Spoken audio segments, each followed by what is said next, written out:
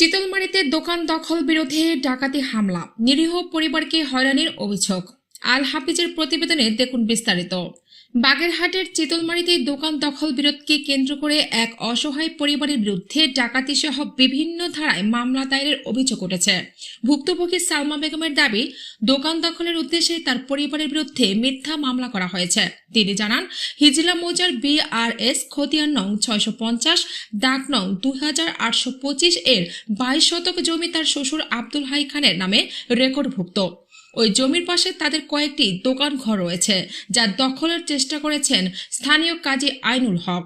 এ নিয়ে বিরোধের জেরে 9 ফেব্রুয়ারি 2026 বাগেরহাট আদালতে দায়ের করা মামলায় সালমা বেগম, তার যমজ শিশু হাসান ও হোসাইন এবং 2 মেয়ে ফাতেমাতুজ জোহরা, বৃষ্টি ও ঋতু আক্তার সহ মোট 7 জনকে আসামি করা হয়েছে।